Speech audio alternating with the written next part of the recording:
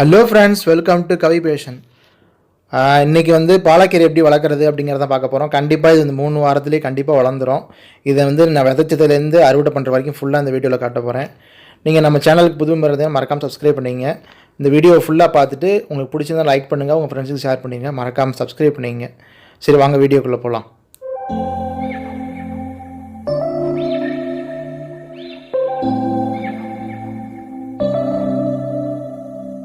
September we met.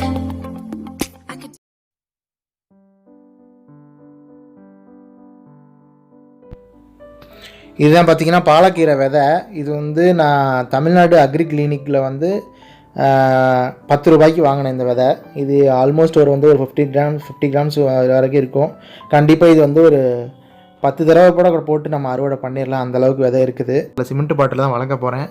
நீங்கள் இதை நல்லா காய வச்சுட்டு தண்ணியில் 1 மணி நேரம் ஊற வச்சுட்டும் போடலாம். அப்படி நீங்கள் பிகினராக இருந்தீங்கன்னா கண்டிப்பாக அதை செய்யுங்க. அப்படி இல்லைனாலும் நார்மலாகவே நம்ம ட்ரையாக இருக்கிற மண்ணிலேயே கூட போடலாம்.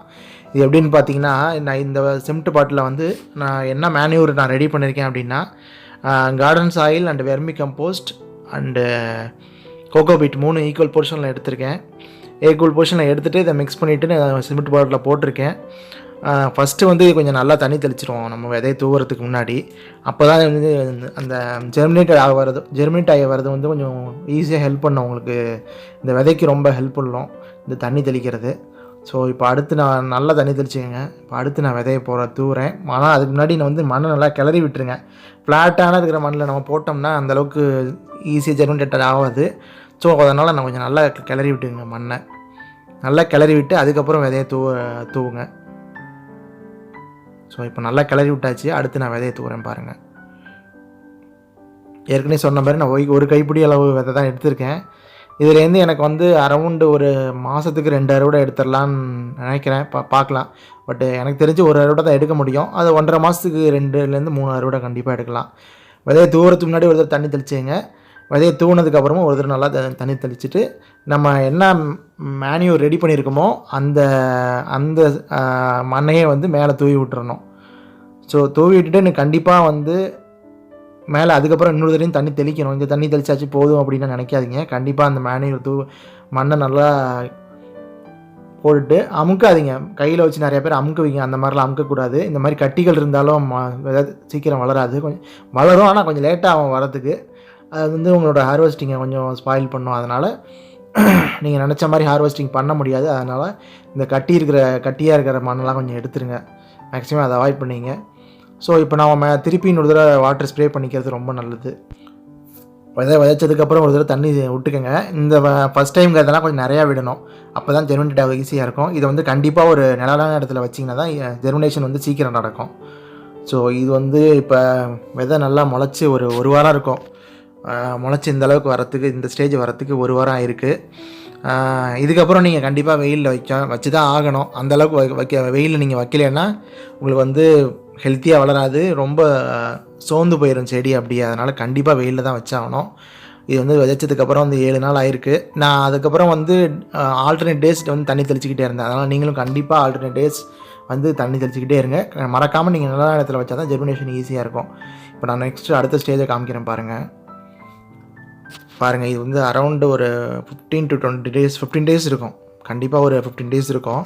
15 days இந்த அளவுக்கு வளர்ந்துருக்கு. நான் ஒரு 5 days 1 weekலேயே நான் தூக்கி வெயிலில் வச்சுட்டேன். வெயிலில் வச்சதுக்கப்புறம் நீங்கள் தண்ணி கொஞ்சம் அதிகமாகவே ஊற்ற வேண்டியிருக்கும். அதாவது நீங்கள் இந்த தண்ணி கப்பில் அப்படியே மோந்து ஊற்றாதீங்க. ஃபஸ்ட்டு கொஞ்சம் விதையில இந்த லீவ்ஸ் மேலெலாம் கண்டிப்பாக தெளிச்சு விட்ற மாதிரி ஊற்றுங்க. இப்போ நான் கூட தெளிச்சிருக்கேன் பாருங்கள், உங்களுக்கு இப்போ பார்க்க தெரியுதுன்னு நினைக்கிறேன். ஸோ இது நான் அரௌண்ட் ஒரு 20 days நான் ஃபஸ்ட்டு அறுவடை பண்ணுறேன்.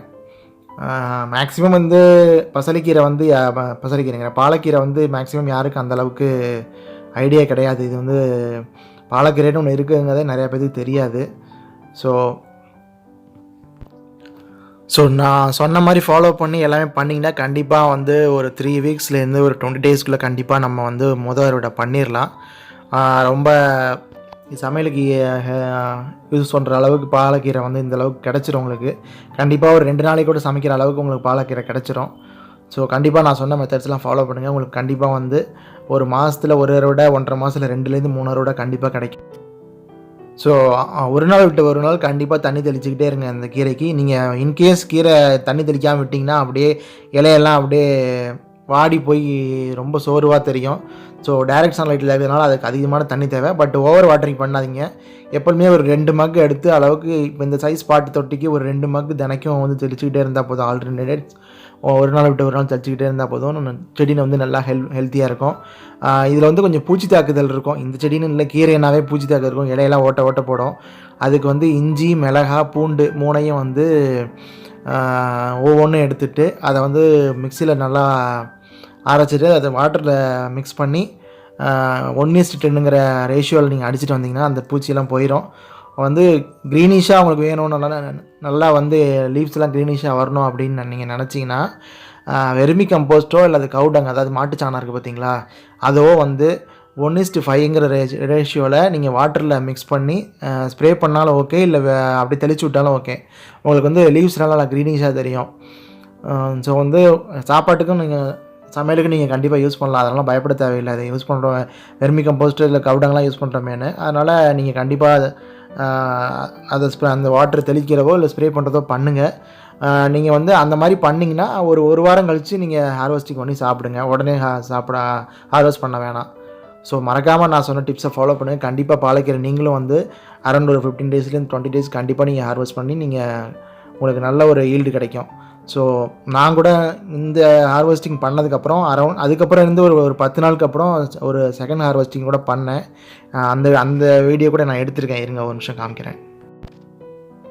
இது வந்து நான் இந்த ஃபஸ்ட்டு ஹார்வெஸ்டிங் பண்ணதோட அளவு இது வந்து எவ்வளோ வந்திருக்குன்னு பாருங்கள். பார்த்தீங்கன்னா ஒரு 1/4 கிலோ அளவுக்காக வந்து கண்டிப்பாக வந்திருக்கும். 1/4 கிலோன்னு சொல்ல முடியாது, 200 கிராம்லேருந்து 1/4 கிலோ வரைக்கும் இருக்கும். இது வந்து பார்த்திங்கன்னா நான் செகண்ட் ஹார்வெஸ்டிங்கு. நான் கொஞ்சம் கவனிக்காமல் விட்டேன் செடியை. அதனால் கொஞ்சம் பராமரிப்பு இல்லாமல் போனதுனால இந்த அளவு இப்படி இருக்குது. இது வந்து நான் ஒரு 10 to 12 டேஸ் நான் ஃபஸ்ட்டு ஹார்வெஸ்டிங் பண்ணதுலேருந்து செகண்ட் ஹார்வெஸ்டிங்க்கு வந்து உள்ள டைம் இது 12 நாள்லேயே இந்த அளவுக்கு வளர்ந்துருக்கு. ஸோ கண்டிப்பாக நீங்கள் ஒரு மாதத்துலேயே வந்து கண்டிப்பாக ஒரு 2 ஹார்வெஸ்டிங்காவது பண்ணுற ஈல்டு கிடைக்கும். ஸோ நான் சொன்ன டிப்ஸை ஃபாலோ பண்ணுங்கள். உங்களுக்கு கண்டிப்பாக பாலக்கீரை வந்து நல்ல ஈல்டு கொடுக்குற ஒரு கீரை தான். நீங்களும் உங்கள் வீட்டில் வளர்த்து பாருங்கள். Thank you friends. உங்களுக்கு இந்த வீடியோ பிடிச்சிருந்தால் மறக்காமல் லைக் பண்ணுங்கள். என்னோடய சேனலுக்கு ஃபஸ்ட் டைம் விசிட் பண்ணிங்கன்னா மறக்காமல் சேனலை சப்ஸ்கிரைப் பண்ணிட்டு பக்கத்தில் இருக்கிற பெல் ஐக்கானை ப்ரெஸ் பண்ணிடுங்க ஃப்ரெண்ட்ஸ். தேங்க்யூ.